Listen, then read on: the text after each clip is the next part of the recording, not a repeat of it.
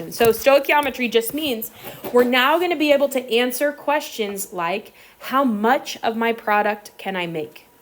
How many grams of my product can I make when I do this? So how is this math and this problem solving applicable to the real world? It helps you to figure out what happens when you mix two substances. Right. We're going to figure out what products we're going to make, but I'm thinking about even in terms of like real applications in factories. They have to know if I want to produce this much product today, I need to know how much starting material to start with. Would we agree? Apples I need to make apple juice. Okay, that's right. I need to know how much product can I make, and therefore how much stuff do I have to put in to get there, right? That's our goal. So this has industrial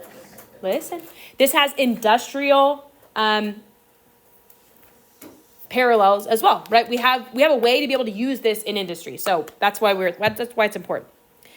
Okay. We're going to start by talking about a concept called mole ratio.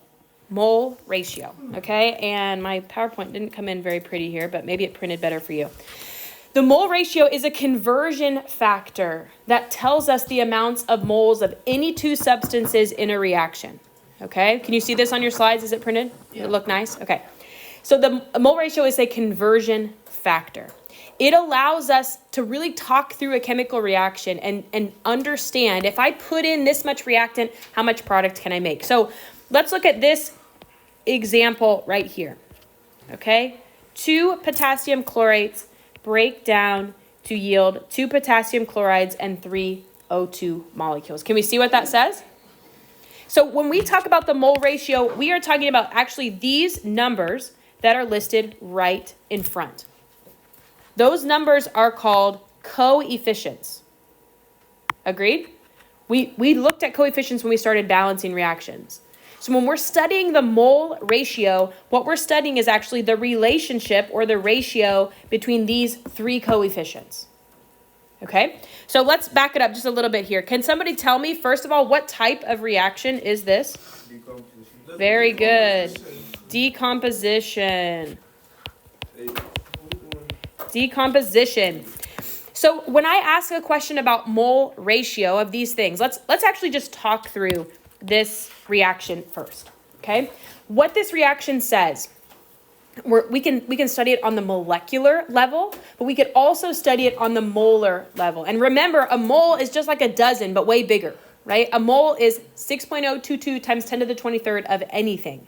So when we talk about a mole of oxygen gas, we're talking about that many molecules of oxygen gas. Okay, so we could say that 2 moles of potassium chlorate break down and form 2 moles of potassium chloride and 3 moles of oxygen gas. That's what happens in this reaction.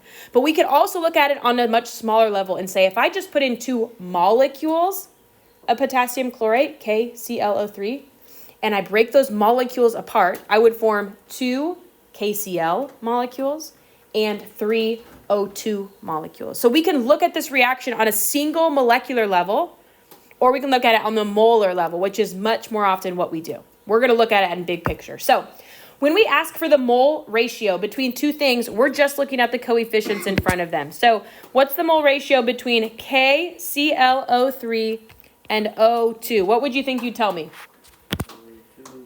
2 to 3, right? I'm just listing it as a ratio. And that's going to be how we study the ratio of what has to happen, okay? So if we say that again in normal terms, what we're saying is this: in this reaction, it requires 2 moles of KClO3 if I want to make 3 moles of oxygen gas.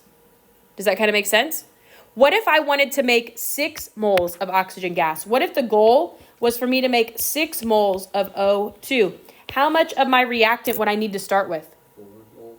4 moles, right? I need twice the product.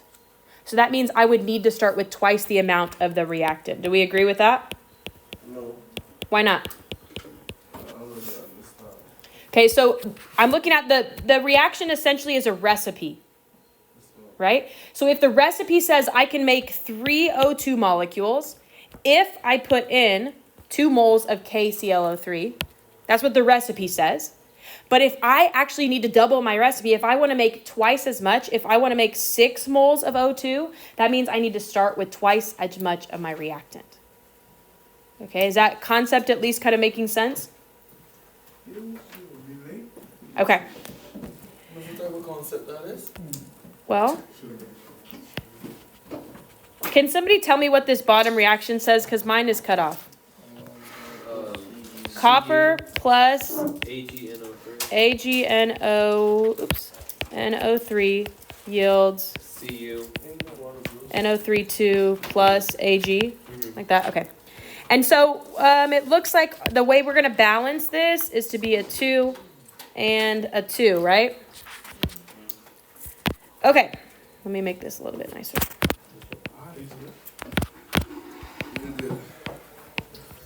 Let's look at our mole ratio here. If I asked you, what is the mole ratio between copper and silver? What would you tell me? 1 to 2. Because is there any coefficient listed here? So that means we know it's a 1. So the ratio is 1 to 2. So that means if I want to make 2 moles of silver, I need to start with 1 mole of copper, at least. And then I need to have at least that much of my other reactant. Okay? So let's say, what if I started with 3 moles of copper? How much silver could I make? I could make 6 moles because I'm essentially tripling my recipe. Do we see how that works? We see the relationship there? Oh, now I see. Yes? Yeah. Okay. What about, let's take this one away. Let's say that we start with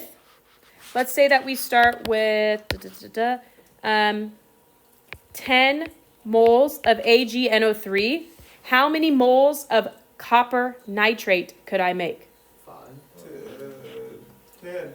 I could make 5 moles because I've got 5 times more than my recipe said I needed. Right? And so I'm going to make 5 times more than my recipe said I could. You want to work through a few more of these ones? What is going on? Okay. There's no gas bottom real quick for this. Let's say, let's work it backwards. Let's say that I wanted to make 6 moles of copper nitrate. I wanted to make 6 moles of copper nitrate. How many moles of copper would I need? 12. Wait. 6. Yeah. Because look, what's the ratio? 1 to 1. So then silver would be 12. Right. In that case, I could make 12 moles. And I would need to have 12 moles of this. See how we just took the whole equation times 6? Yeah, but the reverse is 1. Okay.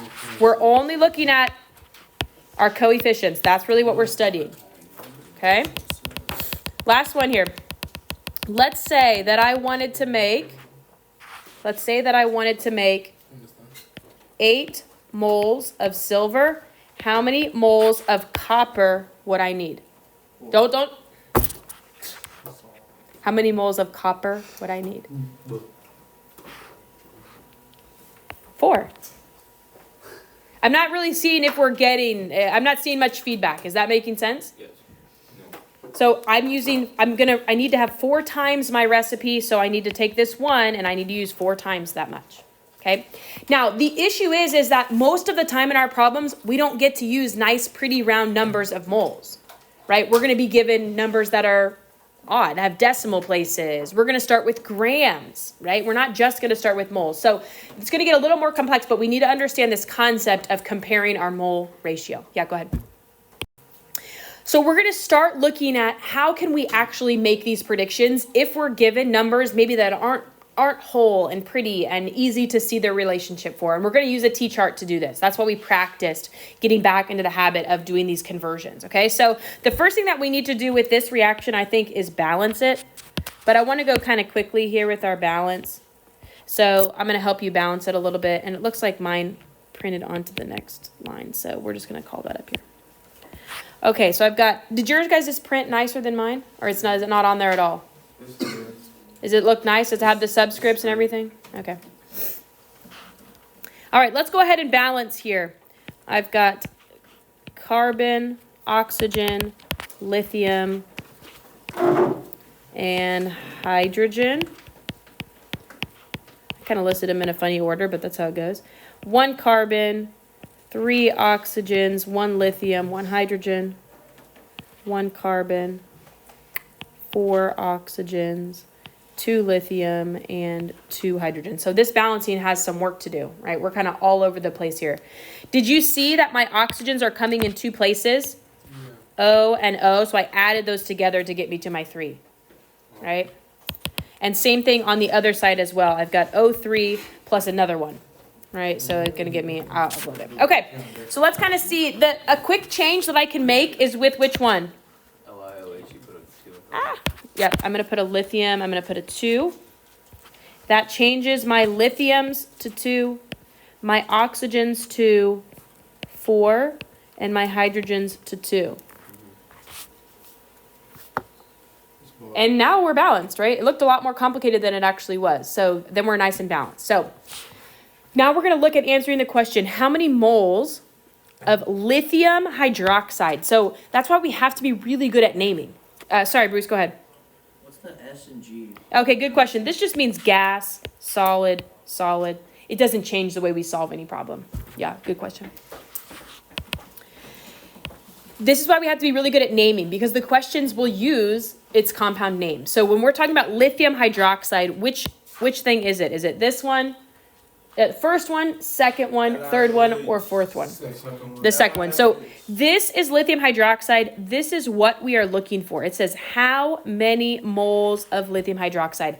I'm going to really, really encourage you in these problems to really zone in and say, I'm looking, my question mark is the number of moles of lithium hydroxide. And I want you to write it next to the reaction right here. So we know we're zooming in on LiOH. Okay, so I want you to go ahead and write that question mark moles by that reaction. So you know that's what we're doing.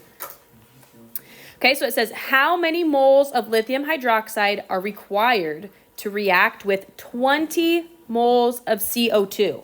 So I'm also going to come over by CO2 and write off to the side here that I'm starting with 20 moles of that. So I'm also zooming in on what 2 things am I studying with my mole ratio. Okay, so I'm going to write here that I've got 20 moles of CO2. Okay, so that gives me a picture of these are the 2 compounds that I'm studying and I'm comparing. Okay, so we've done first things first. We've balanced the reaction. We don't need to worry about types of reactions here, so it's not that big of a deal. But the next thing that we're going to do is a conversion. We're going to continue with this T-chart method. And what's the rule with T-charts? We always start with what's given, what we know. And what we know is that we have 20 moles of CO2. So that's what it starts with. 20 moles of CO2. And I want to convert. Moles to the bottom, the moles. Right. So here's what we're going to do. We're going to get rid of moles of carbon dioxide by putting it on the bottom. That's a normal thing for us to do. But the new thing that we're going to do is our goal is to get from moles of CO2 to moles of lithium hydroxide. We're switching compounds here, aren't we? We're switching compounds. And the only place that we can switch compounds is in this step. I'm going to call it right here. Is we're going to switch when they are both in moles. LiOH. Okay? Both of their units have to be moles in order for us to make that switch. And this step right here is called the mole ratio step. Okay? That's always going to be our goal in these conversions, is to get to moles of one and then switch to moles of our other compound. Wouldn't the ratio be 1 to? Yeah, that's a good point. Okay, so now we're learning another new step here. We've always before said moles always gets the 1. But now that we're starting to compare two different compounds, moles doesn't necessarily get the 1 anymore.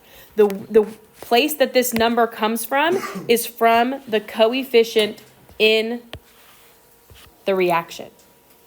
So because we need 1 mole of CO2 in our recipe, that's what goes here. And because we need 2 moles of LiOH, it's going to go there. So this mole ratio step, we go and get the numbers from our reaction. Okay? And we're going to check to make sure that our units went away. I have not just moles, I have moles of CO2, and that needs to cancel. And it does. And I'm left with moles of LaOH, which is what my problem asked me for. So that means I'm done. I'm done with my problem right now. And all I'm going to do is multiply 20 times 2, and I get 40 moles of LiOH. Oh. This is why when you were starting to do your conversions, I really recommended that we keep the labels, because now we're going to start switching between compounds. And if we're not really crystal clear about what compound we're working with, our molar masses are going to get mixed up, our mole ratios are going to get mixed up, right? Things are going to be on the top when they're supposed to be on the bottom, et cetera, et cetera. So we want to make sure that we're really organized there. Okay? If you have questions this simple, you absolutely can answer them without doing the math, right? Without doing the chart. But I want you to show you that for when it gets more complex.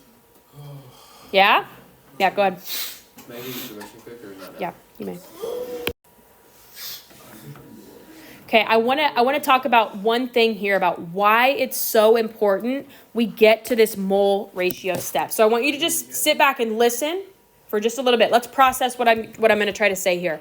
It's so important for us to compare quantities, moles to moles. Because let's think about this for 1 second. If I have I need you to zone in. I need you to focus here. If I have 1 gram, I want you to think about 1 gram of hydrogen molecules and 1 gram of oxygen molecules. Do they have the same mass? 1 gram of each. Oh, yeah. They have the same mass, don't they? But are there the same number of atoms in each of those samples? No, 1 gram of hydrogen is a whole mole of hydrogen. But 1 gram of oxygen is only 1/16 of a mole. Right? So there's 16 more times of hydrogen atoms in that exact sample than there are oxygen atoms. They have the same mass, but they have nowhere near the same quantity.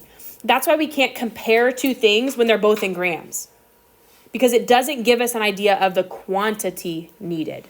Right? And if we need to have 2 molecules of H2O2 to react and form these different things, we're really talking about quantity, not mass. So that's why it's so important for us to get to the mole step to be able to compare. Okay, so mole ratio is really important there.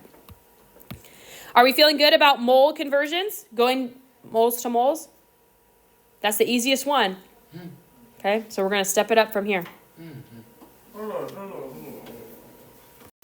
CO2 plus H2O yields C6H12O6 and O2. So let's balance our reaction first. The first thing I see is I've got 6 carbons, but only 1. So I'm going to go ahead and put a 6 there. And a 6 there. Does it look better on your slides or no? Looks the same. Okay, I'm sorry. I don't know why these didn't print as subscripts, but it looks good on yours. Okay. I don't think mine's balanced yet, but I'm on the way, right? I know I've got 6 carbons and 6 carbons, 12 hydrogens and 12 hydrogens. Now I just got to figure out how many oxygens I have. Is this slide not in your stuff? You guys are like looking like you're in it? Okay, all right. Okay, 12 plus 6 is 18. So I've got 6 carbons here, or 6 oxygens, which means this is also a 6. Let's count them one more time. Oxygens on the right side, I have 2 times 6, which is 12, plus 6 more is 18. I have 6 present here, which is 6, so I need 12 more right here, which would be now at 18. Okay, so I'm good and balanced at this point. Let's look at what our question is asking us. What mass? When we see the word mass, we should be thinking grams. Yes? Does everyone do that? Because grams is our unit. So when we see mass, we're thinking grams, okay? What mass in grams is produced of glucose? Which one is glucose, do you think? The third one, right? The crazy one that we don't know. I'm looking for grams of that. When 3 moles of water reacts with carbon dioxide. 3 moles of water reacts with carbon dioxide. So tell me, what are we starting with? Yep. 3 moles. 3 moles. And do I need to label it as H2O? Yes. I do, right? I'm starting, I forgot to write above here. Because that's what we know, right? Yeah, we always start with what we know. But isn't our ratio 6:6? No. 6:1, I mean. Moles. What goes down here? Is it moles of glucose or moles of water? Water. Moles of water. And what am I trying to go to? 6. Now just hold on. What am I trying to go to? Glucose. Glucose. Now, can I go grams? C6H12O6. Can I just go right to grams there? Yes.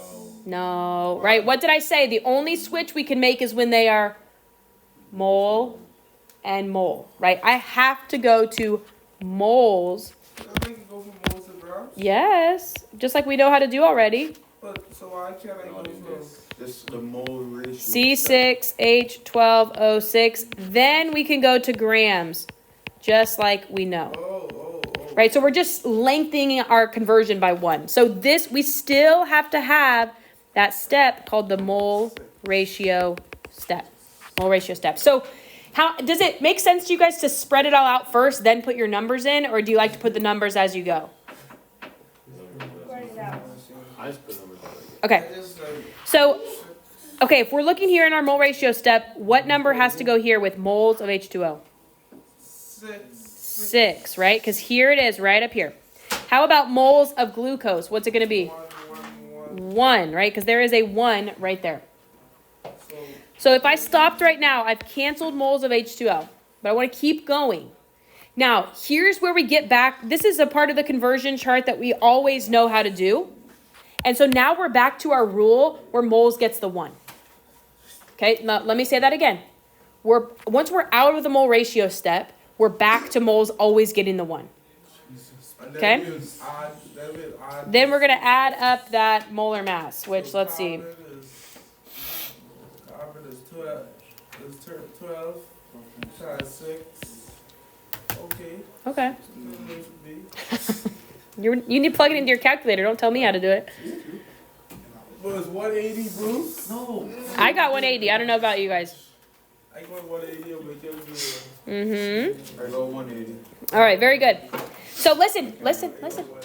Hey, I need you to listen very carefully. It's a common error if this right down here, let's say that we were looking at a different one and it's hard for me to give this example. Let's say that this was actually a 2. It's a common mistake for people to put a 2 right there because that's what's in the problem. But that's not the case. When we go back to mole and gram conversions, we go back to moles getting the 1. Okay, because we're saying that here we're going to multiply across the whole top, divide by the bottom. Yep. 1,090. I don't know. Yeah, it looks like it. Yeah, that's what's So we put 90 MOL. 90 grams. 90. And what would we label it as? G. Grams of C6H12O6.